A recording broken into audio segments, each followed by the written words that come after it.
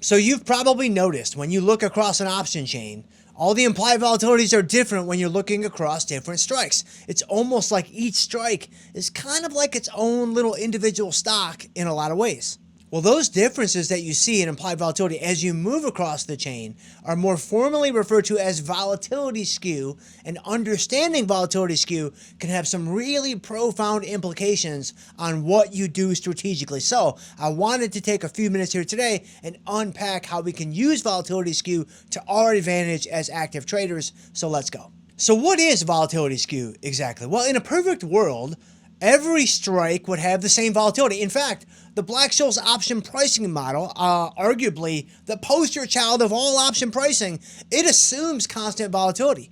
Like, it assumes volatility that is not changing. Now, of course, you can go in and calculate each strike yourself, and so you can kind of work around that using that very model. But in a perfect world, we would just have flat volatility across the chain, and there would be no difference. But that is not what we see in the real world and the real markets that we trade. We see very different volatilities, and specifically, oftentimes we see out-of-the-money puts carrying higher volatilities than out-of-the-money calls. And why is that the case? Well, generally speaking, just think about the world, right? The world is default long. Like, most people are long stock. Most people are long the indexes. And so what are they concerned about? They're concerned about the big market drops.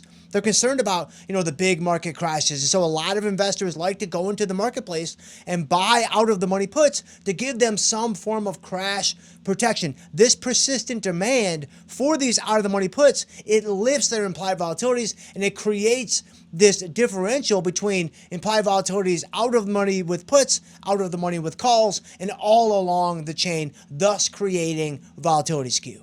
And this skew can have some really important implications on how we decide to trade the market, whether it's, downside put skew, like I just referenced in the indexes, or it's upside call skew, which sometimes we see with individual stocks.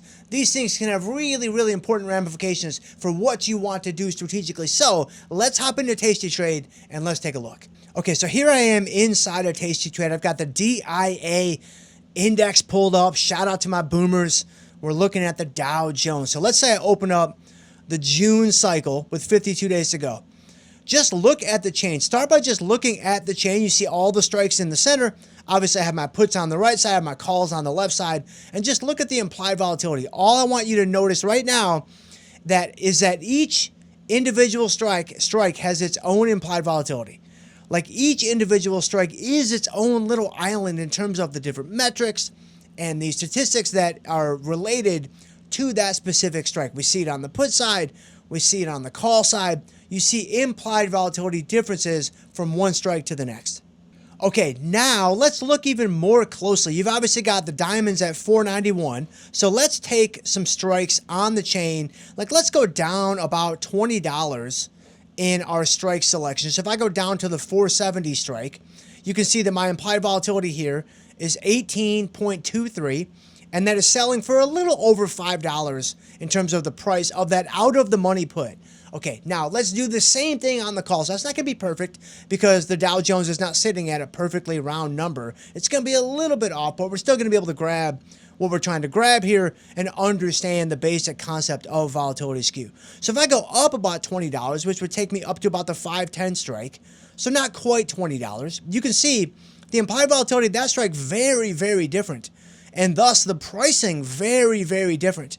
So clearly, at least I hope it's clear, you can see the volatility skew is priced into the downside for one of the major market indexes, the Dow Jones right now. You have much higher volatility on the out of the money put than you have with the out of the money call for all the reasons that we mentioned earlier, and even some additional reasons that I didn't get into that are way beyond the scope of what we're trying to do here. But you can see better pricing on the put side than the call side when it comes to the DIA index. And so from a strategic standpoint, this has some really important implications. Number one, this is why we really love selling puts, because you're going to get paid far better you're going to be compensated far more greatly than you would be on the call side with out of the money short puts. It doesn't matter what strike you choose, you're getting paid more on the put side than the call side because of this volatility skew. And so this is one of the reasons why we love short puts. I mean, we've got positive drift and positive risk premium and the market going higher over time and all those things too, but you're just getting paid a lot more on the put side than the call side for just selling standalone options. So generally speaking, puts are expensive and calls are cheap. So from an undefined risk standpoint, this makes a short put a much more favorable strategy than a short call. Okay, but if I flip it around and now I look at defined risk, so now I'm looking at put spreads and call spreads, you're going to see the opposite phenomenon. So now if I sell a put spread, like let's say I sell a 485, 480 put spread,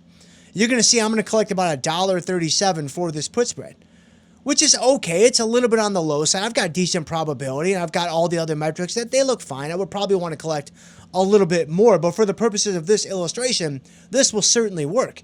Right, this is a put spread. I'm getting $1.37 in credit. I'm risking $3.63 for this trade. Okay, that's the put spread side. Let's do the same thing, but let's now go to the call spread side. So let's say I want to do a 500, 505 call spread, which is actually further out of the money than the put spread. So it should be selling for less than the put spread, but what do we see? We don't see that at all. We see the exact opposite. We see a credit of about $2.10. Similar probability. So probabilistically, this is very much the same trade, but you can see a very different risk-return trade-off between maximum profit and maximum loss. And why is that happening? Well, it's because of the volatility skew. Like again, if you look at a 485, 480 put spread, you can see I'm selling low volatility and buying high volatility. But look at what's happening on the call side. I'm selling high volatility and buying low volatility. So once again, right, I'm selling what's expensive, I'm buying what's cheap. And that is going to put me in a more favorable position in terms of extracting relative pricing to the best of my advantage out of whatever strategies I'm trying to use in the marketplace. And so puts are expensive and calls are cheap, but generally speaking, defined risk, you're going to see the opposite. Put spreads are cheap and call spreads are expensive. Okay, so we looked at market indexes. Now let's turn our attention to an individual stock.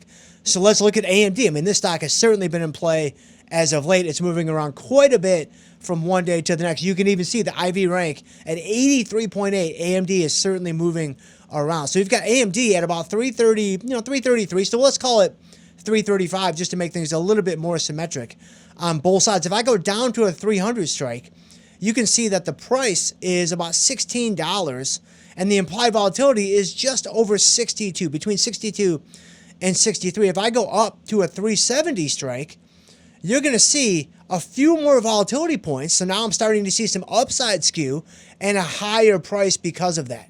And so I have greater volatility on the call side than the put side, which again, this can happen with individual stocks, especially individual stocks like AMD, like NVIDIA, these stocks that are moving around so much from one day to the next. Their growth potential is astronomical. And so oftentimes the big mover risk is priced into the upside, which is the opposite story from what we saw with the market indexes and the downside. So understanding skew can really help you fine-tune your strategy and have a much better grasp on relative pricing. So that way you know, hey, what I'm trying to sell here, is it expensive?